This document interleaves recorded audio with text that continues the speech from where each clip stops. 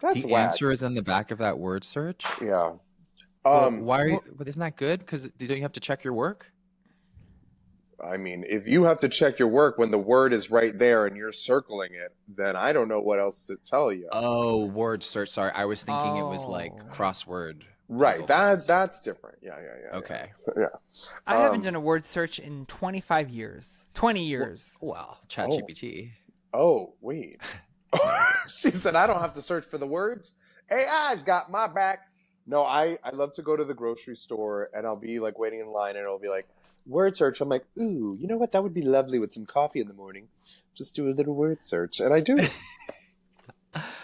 That's good for you. It's a good way to ease into the day.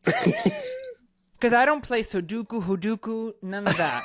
No crosswords. I don't play games in general. No, I don't like games. What's I the don't one like that playing everybody games. does? Like I don't Wordle? like playing games with people. I don't like board games. I'd rather be on TikTok scrolling. I like to be at the party when people are playing the games and just on my phone, Oh my God. connected to the good Wi-Fi. Okay. I don't know. I don't have it in me like I used to. You know, when I was a kid, I really liked games, especially board games, Life, Monopoly, Sorry. that kind of thing. Right. And now that you're a geriatric older woman, of Abuela. course you couldn't possibly. Exactly. I don't have the attention span anymore. Mark Zuckerberg took that away from me years ago. Hola, hola, beautiful souls. ¿Cómo están? Buenas tardes. How's it going? Oye, are you hungry? Good thing, because it's time for your weekly slice of Tres Leches, served as a podcast, your favorite auditory treat where the zest of Latino culture meets the effervescence of queer narratives, with your hosts, Ian, Johnny, and Juan. Let's start the show. Hi, listeners. How's it going? Hello. Welcome back to Tres Leches. Yes. Oh my God. It's been, oh my God, what's happened? Valentine's Day, I turned, and that was fun. 27 plus 10. Oh, did the mic not pick up? Maybe the mic not pick up. Is this so bitch weird. recording?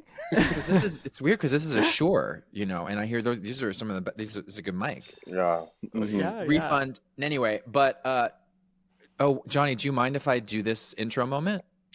No. Oh, great. Because I texted, it was your idea, but I texted asking, I was like, do you mind if I take a crack at it? Oh, you did? I didn't even read that text. Oh, I didn't even see that. Wow. Have a crack at it. Yeah, exactly. Let have. Oh my God. Well, now I feel condescended. Now you're both like, no. Okay, he wants to take her crack. This is the issue that you have is that you're hearing it not the way that we're saying it. Correct. There's nothing but love in our hearts. She said, okay, a song in our heart. She said, wait, you guys both agree this feels like a setup. If we play back the tape, it was giving like, okay, like let's see. It's like sipping tea, like let's see her fail. Okay, no, I'm kidding. In all seriousness, I'm actually very excited to talk about this because Johnny brought up a good point in our bringing, February as a love, continuing on the love month theme, but we were going to discuss something. A different side of it, which was, hold on, I really want to be accurate. So let me just get this text out because I did love the way it was written. So essentially what we're doing today is going to continue on that love theme, but specifically what happens when your single boo, i.e. your friend, your best friend, whomever, finds love, finds their boo. As you are in that platonic love, do you hold space for that new person? What if you don't like them? What if their audition wasn't good enough? I mean, their audition to you as a friend. And what if the audition wasn't good for the boyfriend who's like, you did terrible. You just met all my friends. You know what I mean? Like, are you the Mama Rose? Are you the Mama Rose boyfriend? Are you the boyfriend who's like, you're about to meet some friends. They're amazing. They're like lovely people. And so they're going to be watching you. And I need you to like step it up. Like, are you that person? Are you not that? What are those expectations? And essentially, what is etiquette around letting your platonic friend loves experience their new love? Does that make sense? Yeah. Yep. And so we're going to speak towards our own experiences and kind of dive into this because I'm actually really excited. I think we've all been in positions before where either a friend has gotten someone new that, we've had to make space for. Yeah.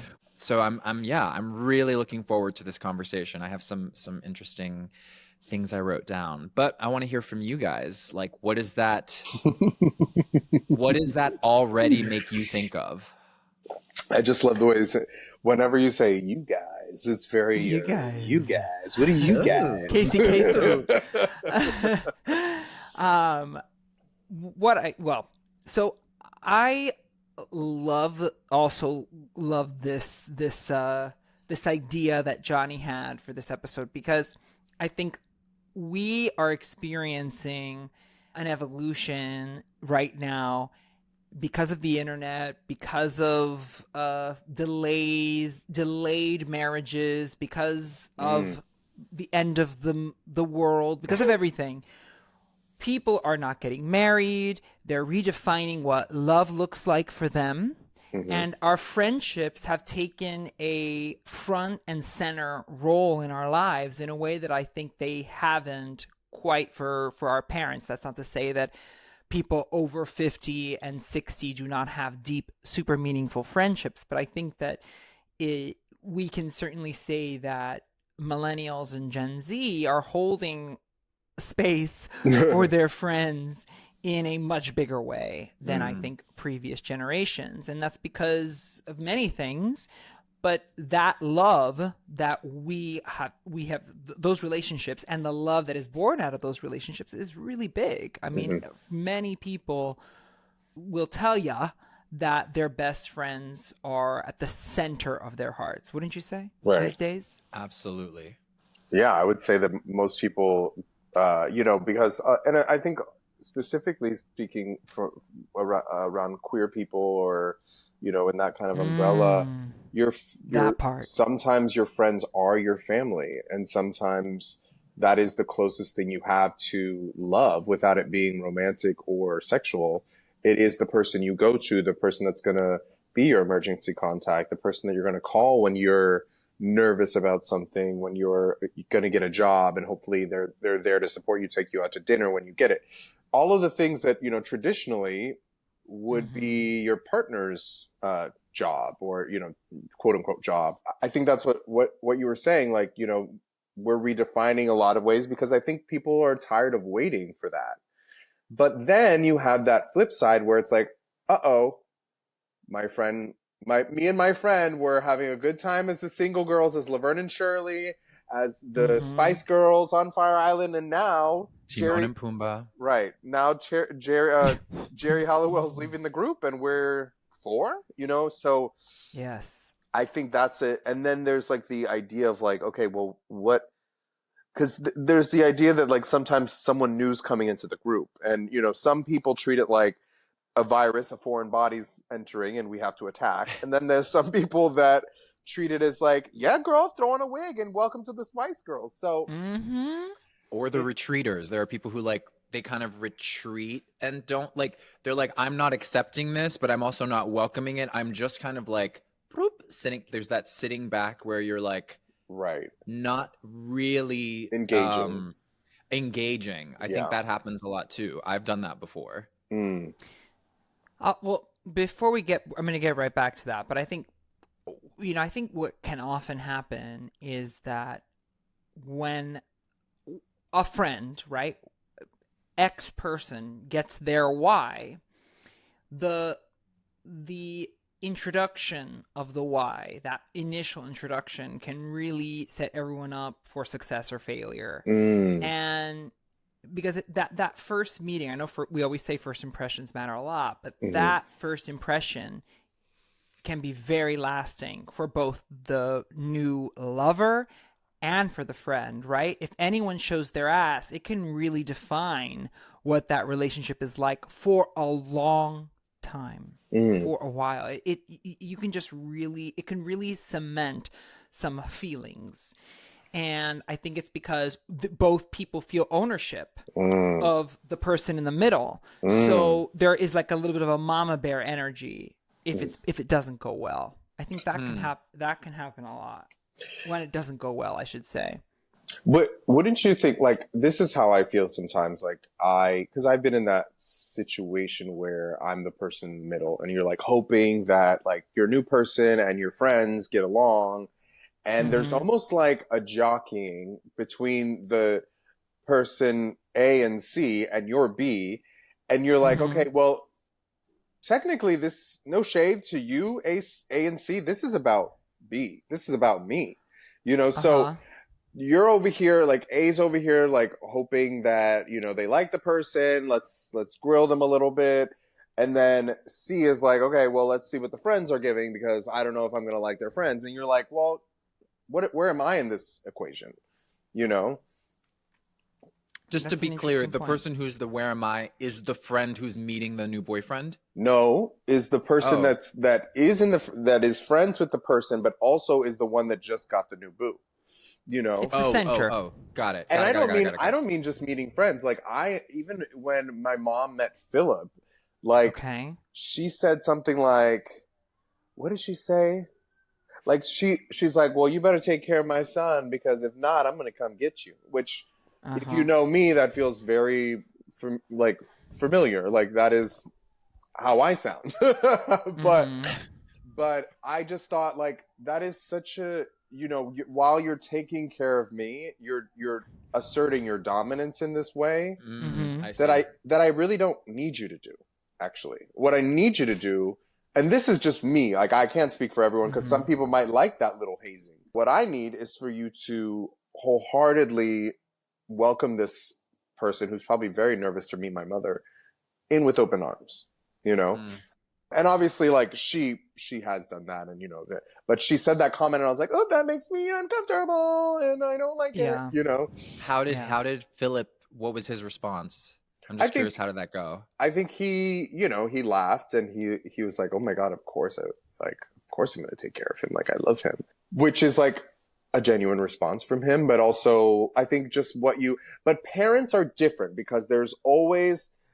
I will say, like, there's kind of like traditionally, like in culture, you kind of like tip your hat to the parents because they're the people that brought you into the world. Friends is a little different. It's a little different. It is different. But I'll tell you, I learned something. I learned something from my mom, and she is my parent, but I have just seen how she reacts with her friends, and it really informed me. Here's how I handle it, and I think it's kind of in line with Johnny with what you're thinking. From the very first moment I meet a best friend's partner, I consider them family right away.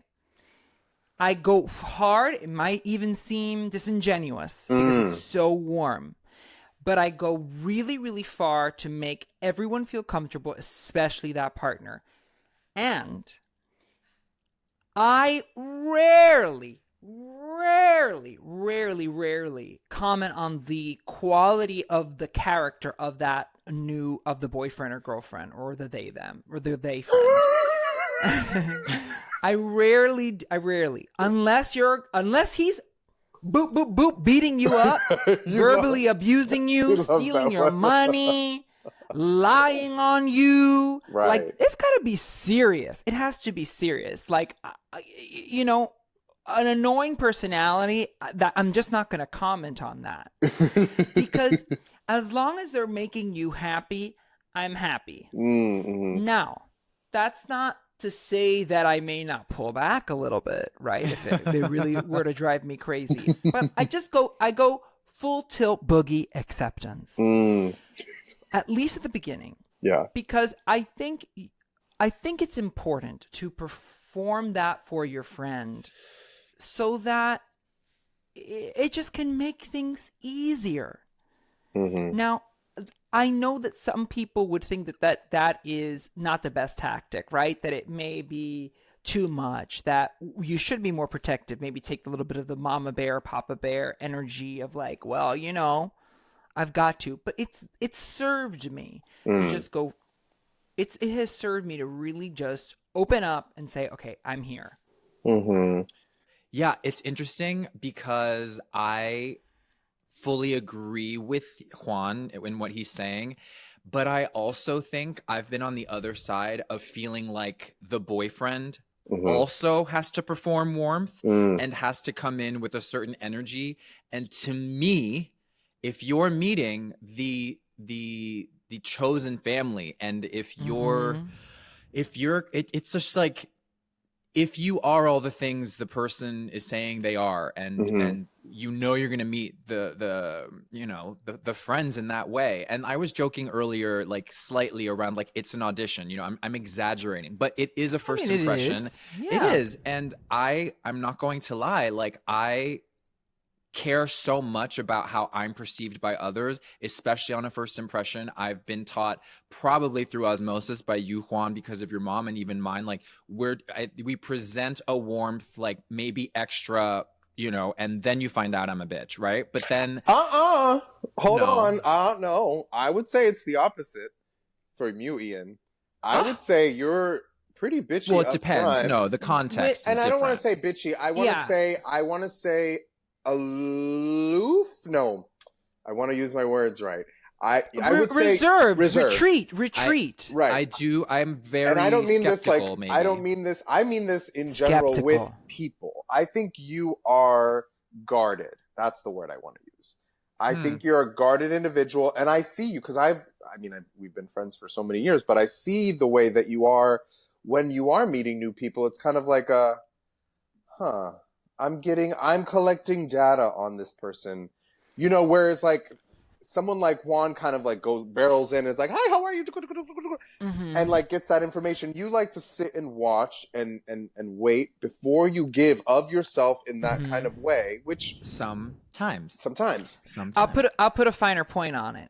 I think that, Ian, you retreat or you are more skeptical when there are stakes of any kind. When it's a friend of a friend, your best friend's boyfriend or girlfriend, someone who you might be working with, or someone who can exert a certain amount of status, something like that. I think that you perform that warmth when it's like, okay, like you're meeting someone and it's just like a new person anyway, right? But when it's someone like in this case, like the new romantic entanglement of a friend, I think you can be very reserved. I remember it with Jack. It's funny. Jack and I talked about when I have a new boyfriend that I started dating in December. We'll get into that too, what I did well and what I didn't do well in this context with best friends in a minute. I was telling my ex Jack that all my friends were going to meet my new boyfriend at a party. And Jack was like, ooh, I remember when I met Ian, he was really not feeling it. I had to really earn it. And he did. Barrel through. He did. He really did. I don't mean he earned it. I mean, he really did have to earn it. He really did have to earn it. What do you mean? But he why? Really did. What do you mean he really did have to earn it? Why did he really have to earn it? First off, I don't even remember that party. But I am sure that is for sure how I was with him. But I remember the first time I met him when it was that Alegria night, and it was like, you met him during the day, and I think like that set me off as like chaotic, like you're inviting someone in, and I was being I was being selfish. Right. I was like, Juani, I was like, you're here with us, you're with the friends, and I remember just being like, like this new person, it just seemed like so much, and it seemed like it was going to put a wrench in my plans, to be quite frank. I was just like, this wasn't the plan. I don't know this person. Now I have to like pretend he's here, whatever, right? Anyway. And because I'm such a balls to the wall person, listen, from the day I met my ex, which was on Pride a decade ago, from the day I met him at noon. From that day, we were together. Yeah. From that moment, like that night, the whole thing, go listen to episode 1 of this podcast and you'll get a better sense of it. But it was very, very fast and furious because that's kind of the person who I am. So I was just like kind of accepted in it. And in general, Ian, not just Ian, but all the people who were there that night were a little bit reserved about it. It did feel uncomfortable, and I understand. Where were we? Sorry, can you... It was Alegria. Oh, that It was night. at the Okay, Great that Webster Hall. specific. Yeah. That very, very first night. Got it. So it was gay pride. We went out. I was with friends during the day, and then we went out again at night. Yeah. My ex came. But what was the other party where you're like, you are my boyfriend, and now you're gonna meet us? Isn't that what you were just? No. What I was saying is before I was talking about my new boyfriend, Jay, to my ex, Jack, saying that that Jay was going to meet my friends. And Jack recalled how difficult it was to meet you. And how much he had to earn that. Mm-hmm. Right. You know, and that it took time. It took time. And, you know, at the time, I'm trying to think if I was aware of that. I mean, I think I was probably a little bit aware of it, but I think now with this one, I kind of prepared Jay for it too. I was like, Jay, look, this might happen. This might be the energy. It's okay. These are big personalities. But by doing that, don't you feel like, because I feel like that doesn't really like, I mean, here's what I'll say. I think that's kind of you because you want to protect this new person in your life from the potential whatever they might receive. But do you think that maybe he might have been guarded in the case, like, you know, like coming in with preconceived notions already? Well, perhaps. Yeah. Perhaps. But I know enough now that the preconceived notion that he would walk in with, I think, would be pretty accurate. Mm-hmm. And so it helped because he has never met any of my friends and because he's not even on the New York scene. Yeah. I thought it was important to give him that milepost to be like, hey, 5 miles until you reach your destination and you got to get off on exit 17B. And when you get there... and when you get to 17B, it might not be the smoothest landing of all, okay? Wow. You might not be Delta belly up, but it's not going to be easy. But you'll survive it. Yeah, can I just give you a quick tangent about that plane that flipped upside down? Oh my God. You know something? The flight attendant is saying, leave your bags, baby, I'm taking my bags. I'm sorry. I'm sorry. I'm taking my backpack. Okay, I need my laptop right away. I need my laptop on the fucking We're tarmac. not in the water. Yeah, exactly. Exactly. Like, come I'm on. taking my laptop. Yeah. Are you kidding me? She's just saying, you know what? Expeditiously get off the plane because it might blow up. You don't know. That you don't is know. true. The laptop, grabbing my little JanSport is not going to take that much longer, okay? Just grab your handbag so that you have a credit card and ID when you get off. Right. And you can survive the night. Yeah. Because let me tell you, the airline and the this and the that is not going to hook it up when you need to take your next flight and you don't have your ID. They're going to be like, oh, you need to have someone send your passport or do whatever the hell else. Anyway, Correct. Exactly. So back to what we were talking about. So I said to gird your loins. It might be something. And, you know, I also said to myself, if it is really rough, I'm going to intervene. Because I don't think that it is... I don't want to put another boyfriend through that. You know, I don't think that... I think at this point, at this altitude... you know, we have enough. A esta altura, exactly. At these heights, we are grown enough to know, and for our friends to make a decision. And if they think that person who they're bringing in is good enough, it's good enough until until it isn't good. And I was prepared to really step in and intervene if there was not a certain amount of warmth. I really was. Mm-hmm. Yeah, I really was. And I'll tell you. What would that have looked like? Well, I think I just would have said, listen, he's trying. I wouldn't have been mean about it. Listen, he's trying his best. Yeah. He's trying his best. I understand it's tense. Let's work on this. Now, I'll speak about this specific instance because it's always best to kind of go through actual data. I can't wait. But yes. Okay, go. Okay, wait. Okay, so. No, I know yours is going to be earnest. I know it's going to be earnest. Yeah. Okay, so I met in true Juan Torres-Falcon fashion. I'm very unafraid of commitment. I commit quick. If I like someone, I love them. Yeah. So I was in this crystal haze of the fall. I was working a lot. And this person slid into my DMs, and it was just this welcome distraction. He's now my boyfriend, and his name is Jay. And it was this welcome distraction, and it moved very fast. He was kind of ready. I was kind of ready. There were all these parallels in our lives that made it seem like it was right. So it did move quickly. Yeah. It moved faster than, the average relationship. And then me, very distracted with work, very, very busy, the holidays, because it was right around, this all really went down in November of last year. What that created was a scenario in which many of my friends were not really aware of how deep it was getting. Mm-hmm. Including Ian. Yeah. And you, Johnny.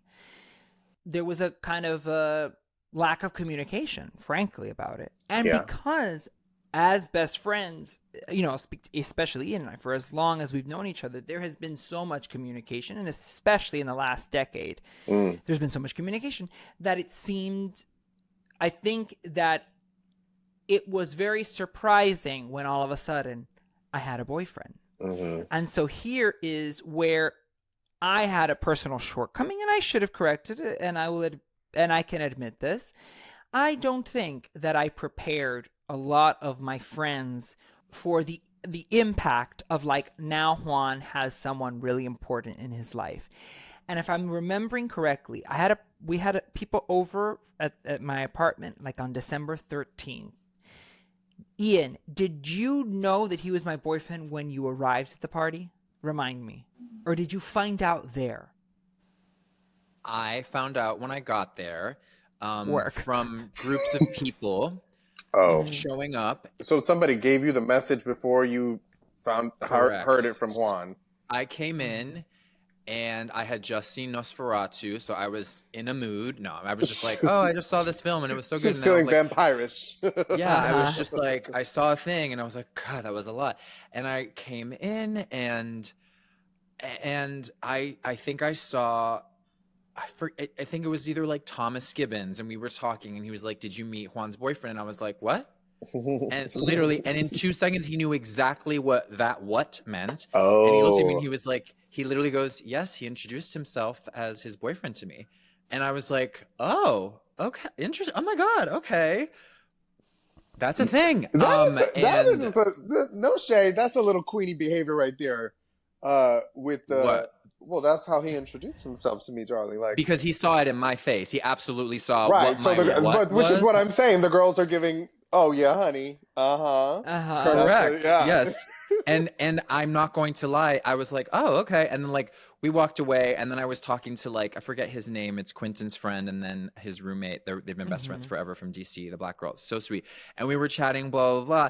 And then, like, it came up again, and I was like, what is going on in this? Like, it was like, did you meet Juan's boyfriend? And I was like, no, not yet. I just got here. I didn't actually get whatever. But, like, there were these instances, and then I just remembered thinking, like, many things. But I will let you finish, and I'll share my experience of the whole thing. Ooh. Yeah.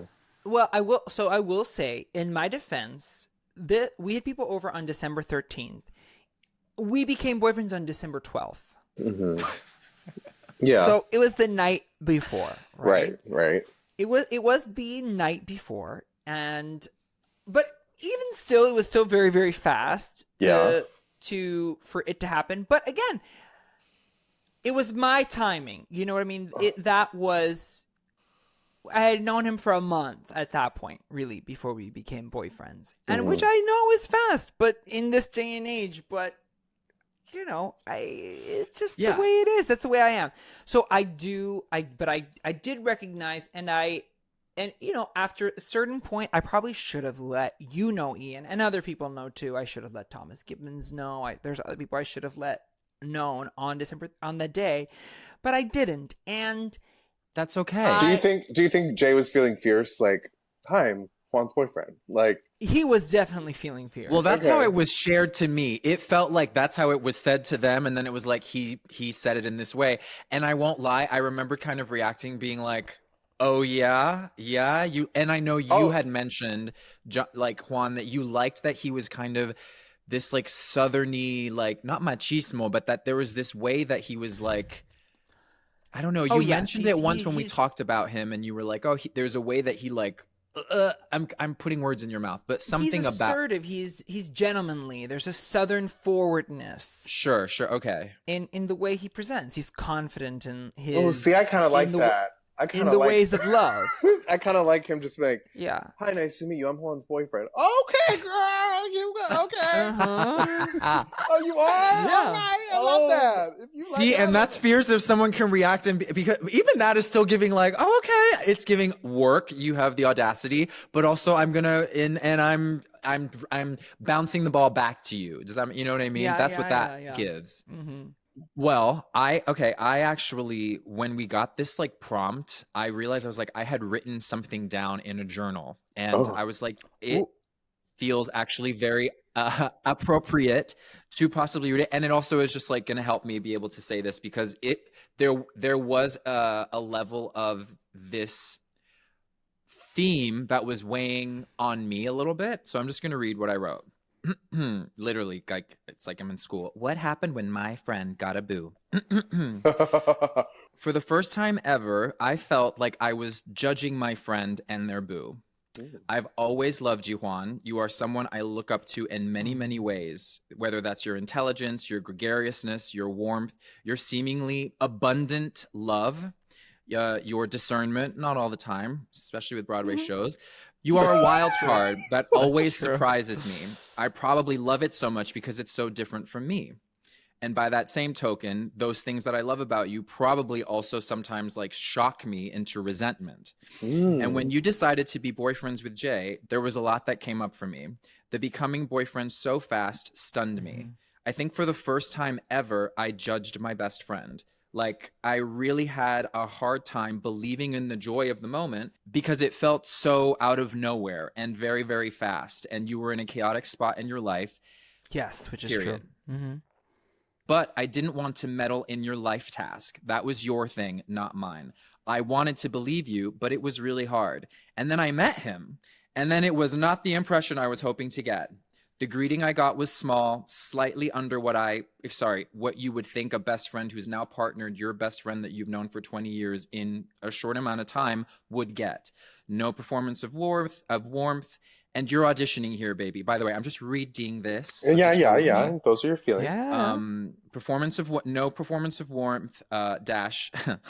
You're auditioning, baby. And you're not dating me, but I guess if you know you're meeting the person you want to be with for a specific time and you're meeting their friends, I would think that a much more excited or at least energetic welcome/greeting would come in mind.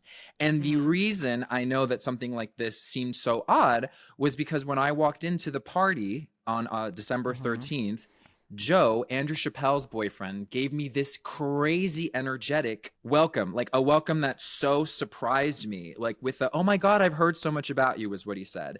And his partner isn't my best friend of 20 years. And so this is something that I've held on to, and I'd like to not do that anymore.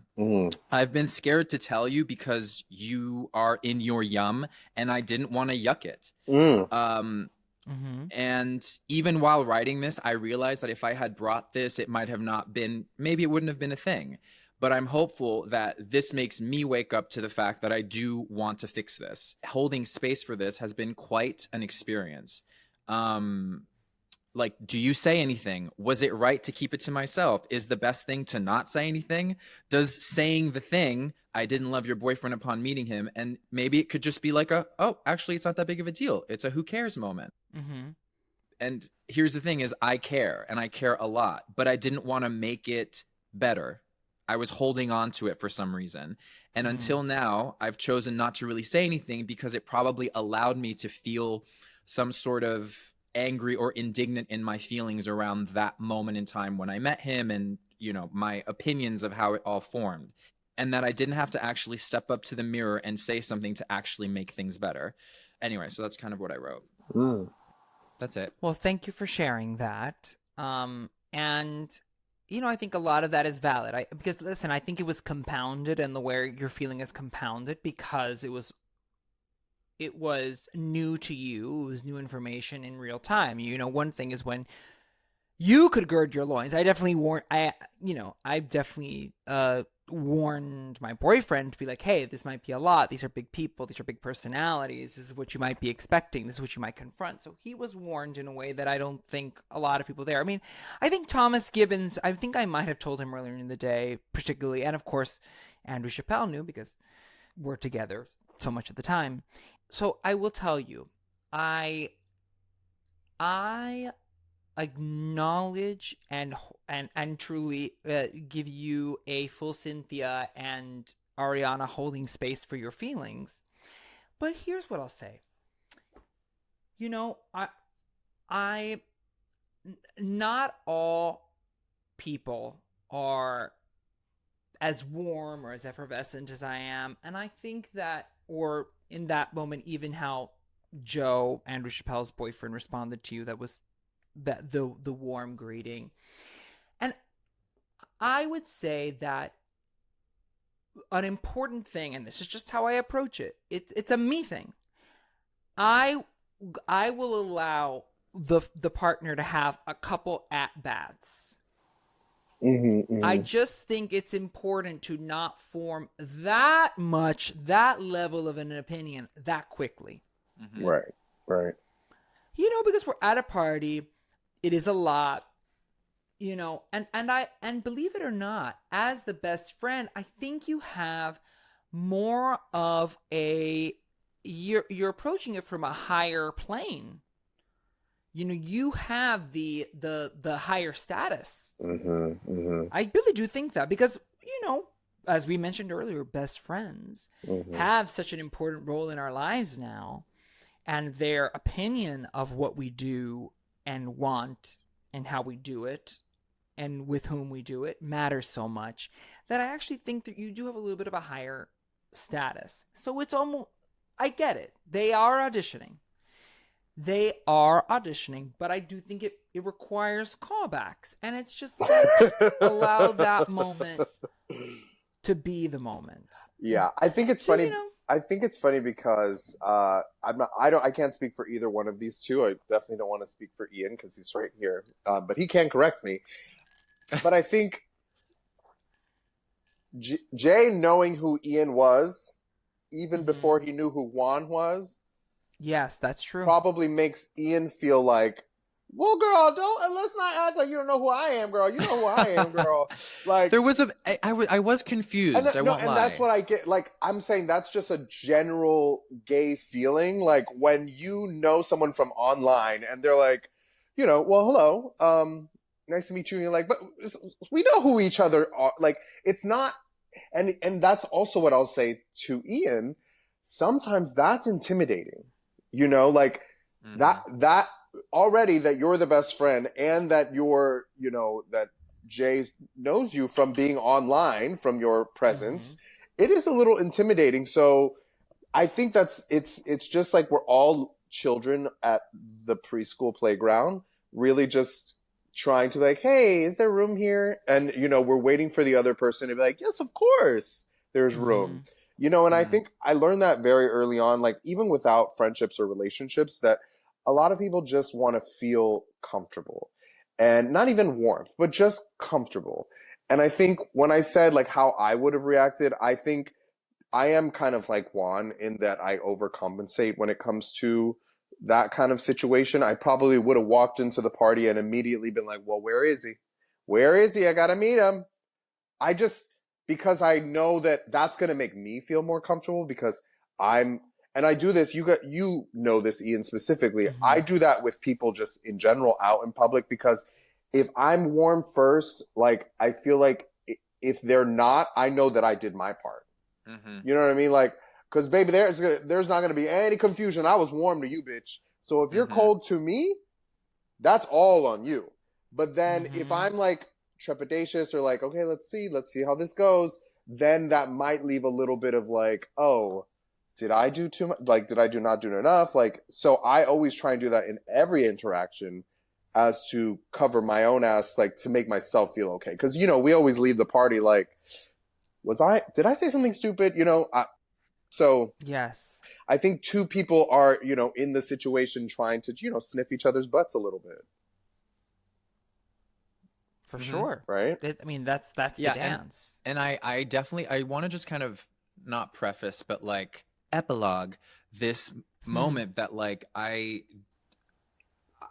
feeling a little bit of a vulnerability, like nervousness right now, because I did just share something that like is very personal on this podcast with you two. And I don't want, I think I like want Juani to know that like,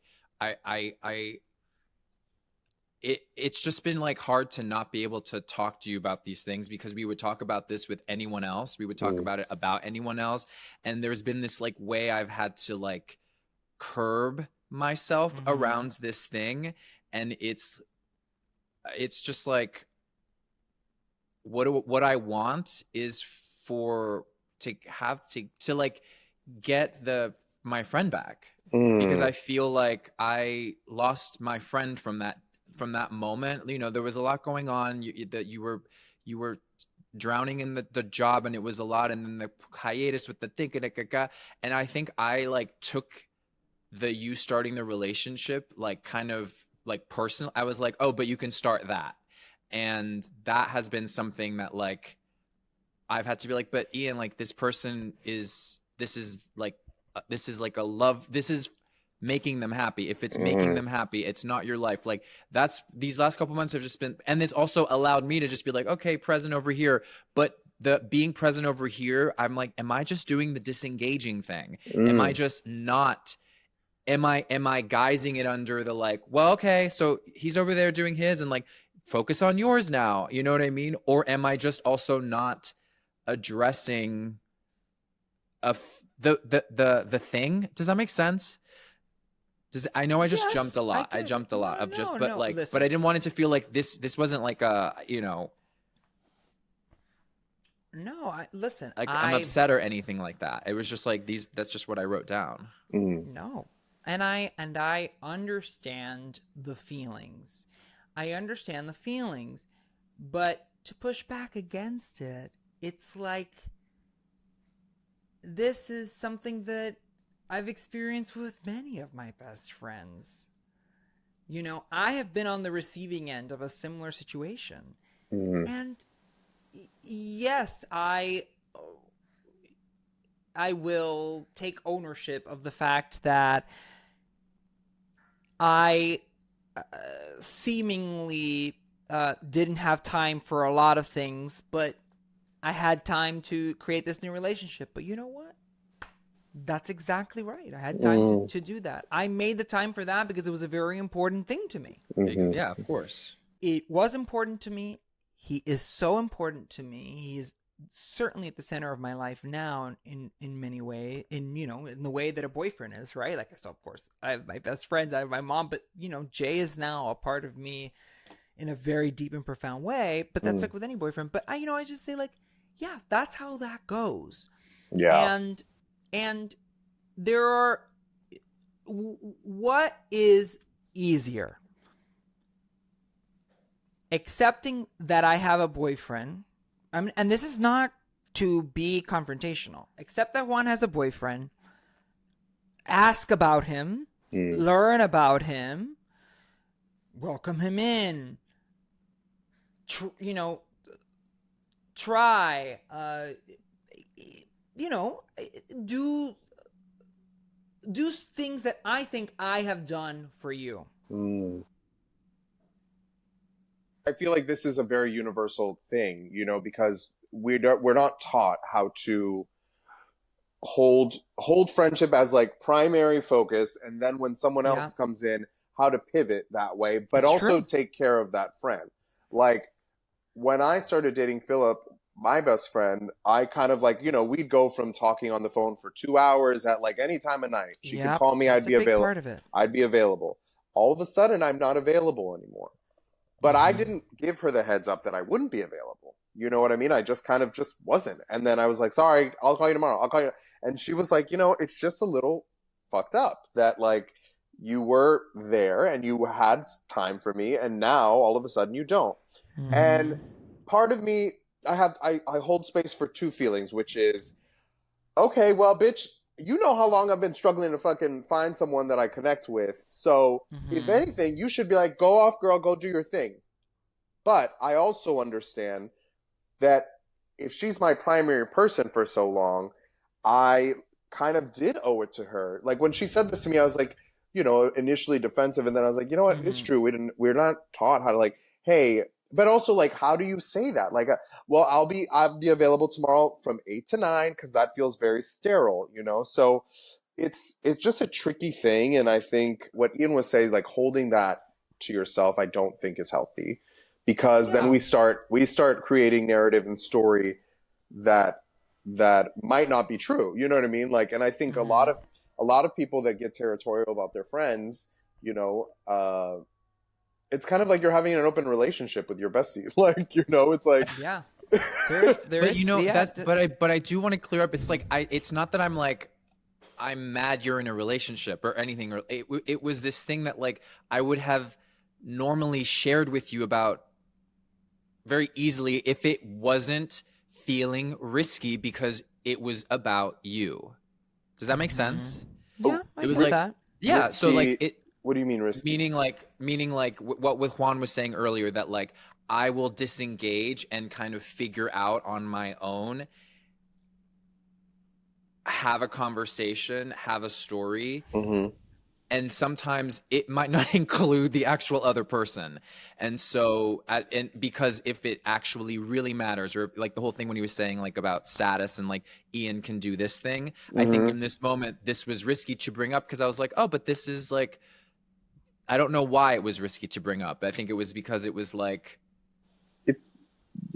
What? I don't think it is risky. I mean, it's risky because you might feel like you might have you might bump heads a little bit, and that might feel that's risky. what I mean. That's what I mean. It's like, it's easy when it's not about us and our friendships. You're like, oh, well, I'm talking about that girl over there, and like, oh, we can gabba about other things because it has nothing to do with us. But then all of a sudden there was a thing that was to do with us, and I was like, oh, I found myself like scared to just like be with Juan, and like I just like didn't love that was happening, but then at the same time I was like very happy that this person has found someone that they that they have found someone who is a catalyst to them falling back in love with themselves, and that at the end of the day is all I care about. Is really all I care about. You know what I mean? And because of the subject of this topic today, I felt it was important to just be like, this was a real moment in time for me with you. And it's not, there's no holding of a grudge. I've not felt, no. There's no like anger here. You didn't have to, there's no confrontation. There's no like, I've been meaning to tell this to you, blah, blah. It was just a sharing of a moment that like weighed on me longer than I wanted it to. Yeah. And by the way, Jay is going to listen to this, and he's a very big boy. I think that he will be so happy to hear this because it just means that you care about me, that you love me, and that you're protected, and that's that. It's not like he's going to feel some type of way. But I will tell you, I think it really is a matter of getting to know you, getting to know all about you, and sound off in the comments, right? But I just really feel like it's important at this stage in our lives, in our especially now, it was always been important in my personal constitution, but in this moment, to say yes until it's a no, and exert some grace. Everyone just give everyone a little bit more benefit to their doubt, to your doubt. I will say this is not about you guys, but just in general, this made me think about it. When Ian said, I just wanted my friend back.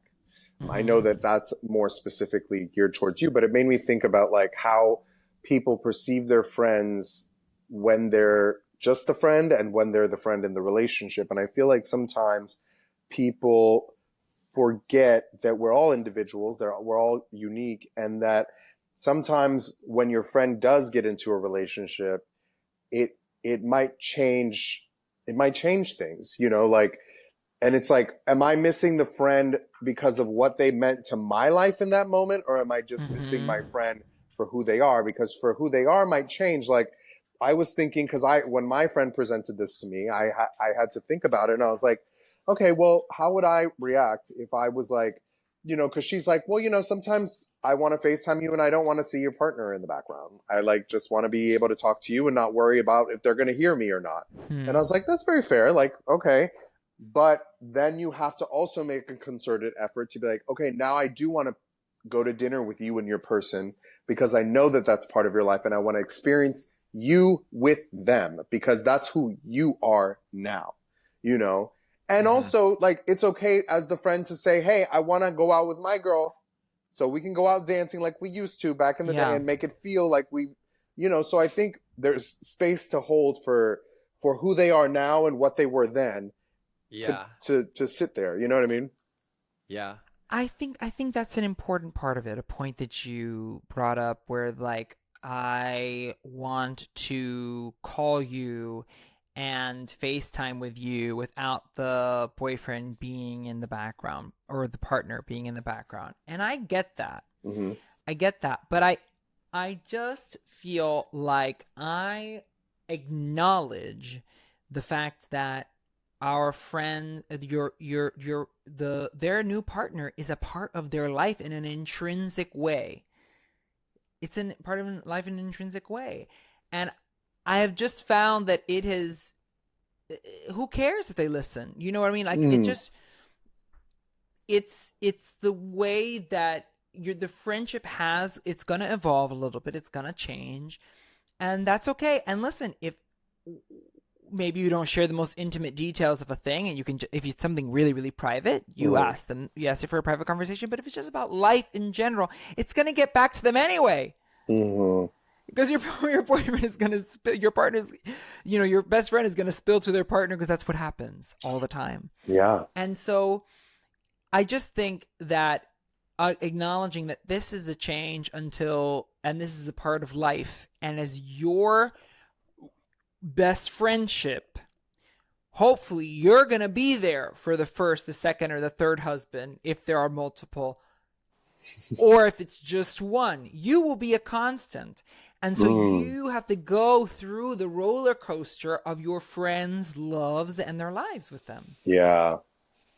And part of that is going through the getting to know you and making the effort to really make them a part of your life too, the new person. Yeah. And I think even what Ian was saying, like in that, what he wrote, I think this is like a good takeaway for people in general. It's like, in that moment, I judged my friend and I think that's okay. I think that's okay to judge your friend. Like, I think it's okay to, because sometimes, you know, we're like, be careful because, you know, I know that you're happy in rose-colored glasses, but, you know, there also is something to be said about like, that's my friend. That's how she, you know, that's how she loves. That's how she is, you know, like when you said earlier in the episode, like, when I was with Jack that day and we were together ever since, I was like, okay, so she does this. This is what she does. You know what I mean? Like, this is tried and true Juan Torres-Falcon. So it's kind of like when hearing that, like, you had the boyfriend and everyone was finding out at the party, I'm like, yeah, she does that. Like, you know, but it's okay to be like, I'm suspicious, you know, and you get to be that, you know, but maybe quietly, which you were, obviously you specifically were, but I mean, in general, for people listening to the podcast, it's okay to judge your friends. That is important. Like, this is your family. That is what I was like, oh, you know, at the end of it, I remember writing like, do you say anything? Is it right to keep it to myself? Like, friendship isn't just about like throwing shade, talking shit, analyzing, assessing everyone else. It's like, well, but I love feedback from my friends. Sometimes I'm like, that's not it, but the dance of that, obviously for all of us, but like, I welcome and love having open conversation, this like soundboard of introspection with people who like hopefully like, well, you do that. And you're like, okay, I do that. Okay, I do be doing that, that kind of thing. And so like I'm just like, yeah, in friendships, I found myself for the first time maybe just a little frozen at wanting to, I think I was like, oh my God, I'm like, do you know what I mean? That feeling of like, I'm noticing I'm judging a friend who I've never judged like this before. Like, Yeah. do you know what I'm talking about? It's that feeling of like, oh, it just was such a big thing in so fast and so there was just this moment that I remembered clocking because I was like, I've never done that before. But fast to you. Exactly. Fast to you. Yeah, I know. But fast to you. Maybe not, but you. Okay, and you know what I mean? It's kind of like, yeah, I get it. Yes. Okay, fine. Yeah. Two things, and this is maybe a part of me. I am a hoes before bros person. If I'm at a party, and I'm at a gay party with my friends, Yeah. Even where they're alone, and that person finds someone to go home with, leave me alone. Take my money. Take my money, leave me alone, steal my wallet. You are like that, yeah. Who cares? Yeah. That's me. Because I know that is important. Mm-hmm. We'll be there tomorrow. I'll be there tomorrow. Go and do that tonight. Mm-hmm. But again, I know that that's not the way a lot of people operate. Mm-hmm. I think it's a more fun way to operate. Mm-hmm. But I know that it's not always going to be like that. When you're friends with someone as long as you two have been friends, and then also I've been friends, specifically with Ian, like sometimes even the way I speak to Ian about what I think about what he's doing, I'll say it very like, well, girl, that's because you do. And I'm in my head, I'm thinking, well, we're like brothers. I can talk like that, but it's still like, you still have that like, oh, like, it's just one of those things where you're like amending the Constitution constantly because new people are coming in. Like my friendship with Ian is different now than it was when he was with Chris. And when he was with Chris, it was different than when before he was with Chris. Like it's changed over the course of time, Yeah. And I think it is important to, instead of retreat, to lean in. Like, remember Ian, when you sent me that voice memo the other day and you were like, and this is what I think, I'm like, honey, if you ever feel this way, please always yell at me. Yeah. Because that's actually what I want from you is for you to say, bitch, you tried it. Because I'm like, oh, I tried it. Like, I love that kind of, but sometimes you do retreat and it's like, oh, she's thinking things over there in her corner, And not to be combative, but like Chris Olsen is a good example. Chris Olsen is not exactly hydrangeas in springtime when the first time you meet him necessarily. Yeah. But I treated him like a brother right away. And listen, I have a lot of affection for Chris Olsen. I still have a lot of affection for Chris Olsen. And I think that's because I gave him the chance. I mean, think about how different our lives were then. So it's all different. But that is a part of, I think, having a friendship that is nimble and that can roll with the punches. And I think one of those punches is being welcoming to that new partner. What if we haze Ian's next boyfriend? Ooh. Or I mean, I don't have to, but to be clear, I did not haze. No, I know. Boyfriend. I'm just saying, but to have the complete opposite reaction to what Juan is saying about how he treated Chris. Maybe if he did give a little Mama Rose, and I'm saying, you see, hold on, stay with me. I'm not saying haze. If I just retreated, if I just give skepticism. Right. If he gave a little bit more of sitting back and waiting for the full data sheet to print out, like, I don't know, it would be interesting, I think, as a exercise. Yeah. Yeah. You know what I mean? It's like that Brigitte Nielsen meme. No, yeah, I get what you're saying. It's so hard. It's like kind of hard to say how I would be in that situation. Would I be offended? Obviously I would maybe expect the friend who's usually a certain way to always do this. But interestingly enough, I think I've literally thought about this, that like I don't have enough data, and Chris was such a while ago, but like I don't have enough data. I have more recent data. What's your recent data? The one that I met after we saw the show. Correct. That votes for a certain person. I treated him like a brother. You did. That motherfucker was as smooth and as nice as sandpaper. Correct. And to that end, you can raise your eyebrows, but like he also met you there. He met you there. I was like, I gave us we're going to do this thing. You're going to meet my friend. I was so excited.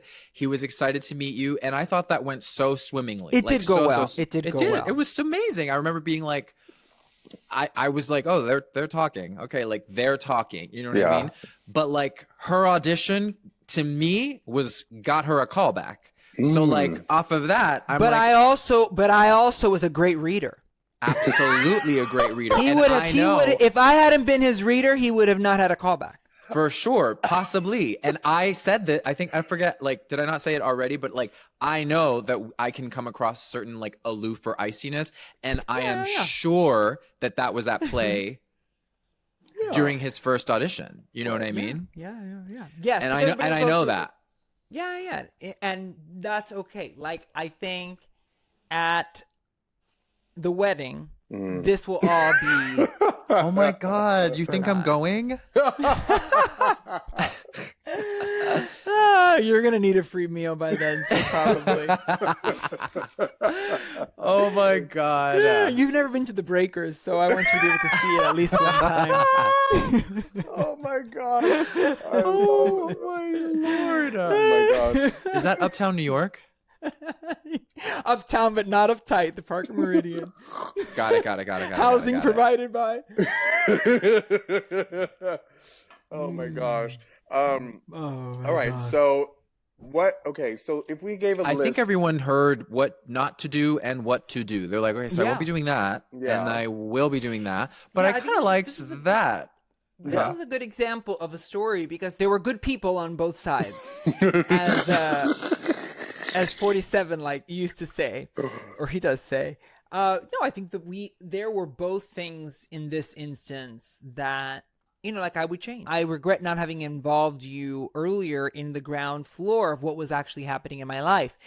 But I will say there was also something that I was doing with Jay that I haven't done with others, is I tried not to sell it too hard before I knew that it was worth selling. I kind of kept it more private because I can be an oversharer and someone who really just like, it's very Countess Luann, like he wants to marry me like right away. But I will say, in your defense, not to do that. In your defense, you did, even in our little group chat, you did sell it enough. Yeah, to us, you were selling. You said he's going to come to, we're having this party and he's coming to meet all the friends and da-da-da-da. So it felt, I mean, the label wasn't there for sure, but what felt like an important event was there. So, and I think, it's just, everyone's coming in very nervous and like, and I don't want to say, because again, like Ian, sometimes I'm like, sometimes you're nervous. And he's like, but I wasn't nervous. It's okay, girl, you weren't nervous, but there were, there's like butterflies. You're meeting this new person that you didn't know. And then this person's also meeting you that they didn't like. It is an audition. Auditions, even though you might be prepared and confident in the material, sometimes you get in the room and you're like, oh, that's a feeling I didn't know I was going to have. Yeah. You know what I think also, like I walked in and then the energy I got being told from others, not in a, did you hear it? That wasn't the vibe, but it was just like, they saw on my face the shock. Right. But then there was this level of like, is this a big deal? Is this a big deal that this happened? Do you know what I mean? Like there was so Yes. much, it happened so fast that I remembered kind of like, I was literally in like shock. I can't remember a thing. It wasn't until Jay's blood was on my hands.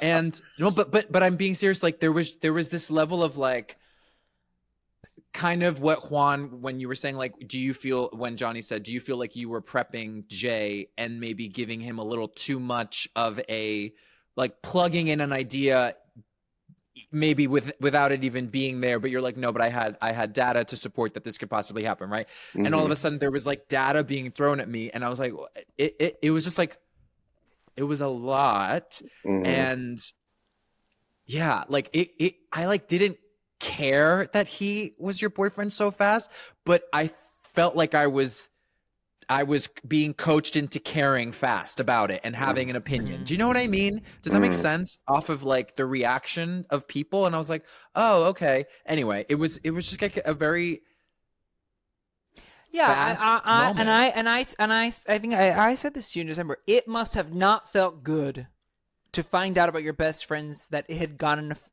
had become official from someone else.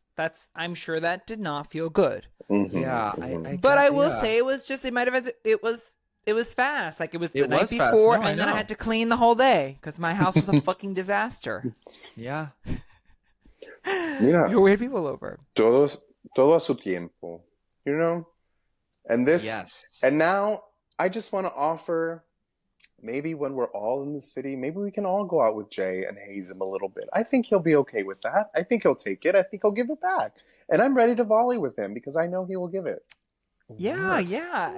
I think listen, this is I think that the fun part is that I think you're actually going to really love each other.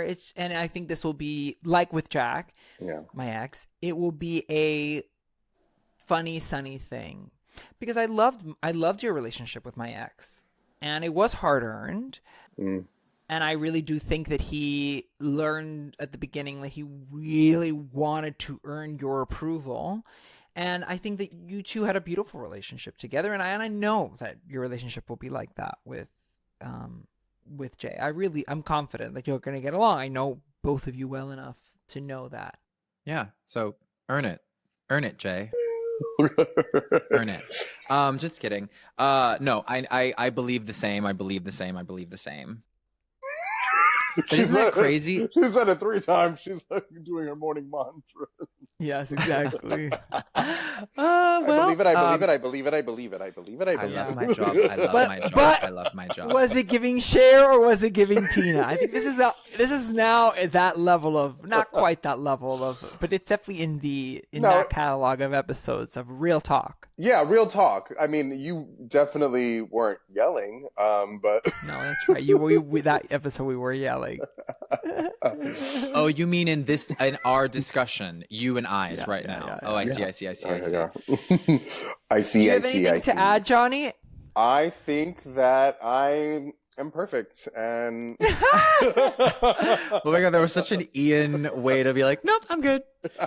Yeah. No. If I were really in my Wendy Williams bag, I would say, is Philip there? Can you ask Philip what he thinks about Ian?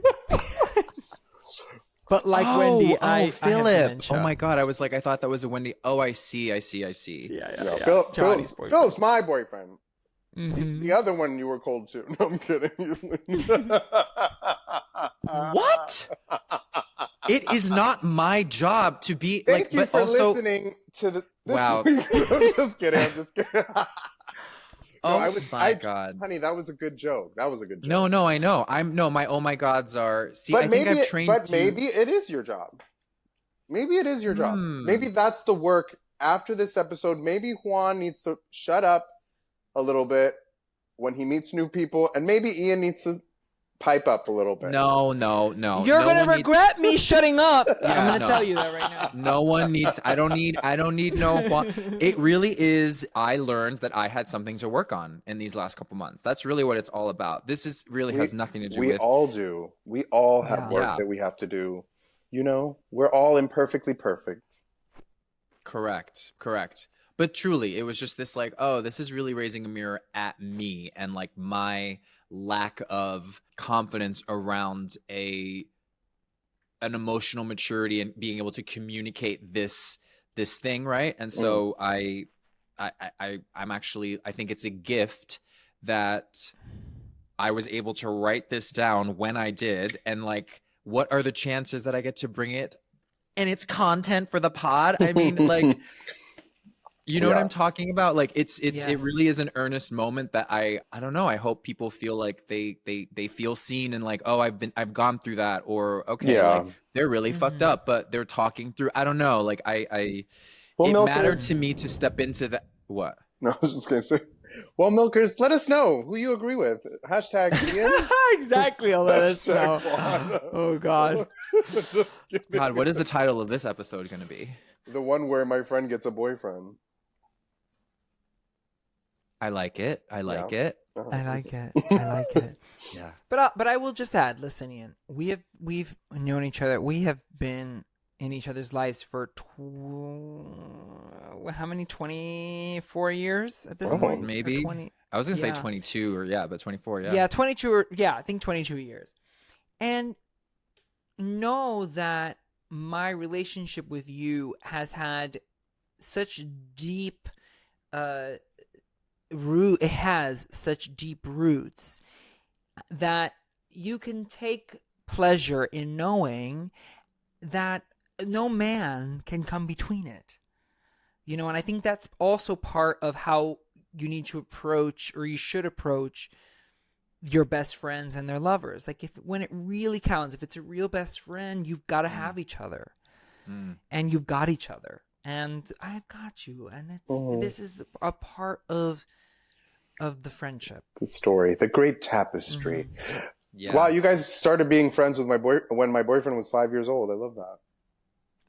Yes, exactly. See, Philip has a little bit of an excuse when we met him. He was a little quiet because he's a baby. You know what I mean? So he was young, and he was meeting us old hags. Don't worry, she's got plenty to say.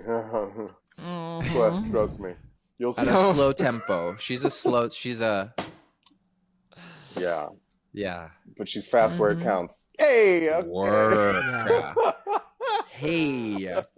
Well, thank you so much, listeners and milkers, for joining in on this show. Couples therapy. A little therapy. It was like this. It was a therapy session that why pay someone to listen to us talk when we can get actually no one to pay to listen to us talk? Exactly, literally. Not yet. Not yet. And that's on Barry Had a Little Lamb. That's on Oh my God. Next time, I think we'll do hate and love, right? Because we wanted to do some today, but we don't have any time. Oh, yeah, so next time, things we love and things we hate. Yeah. I need prep. I want to write those down. You know? Yeah, exactly. You're not on prep? We love you. Bye. Qué rico.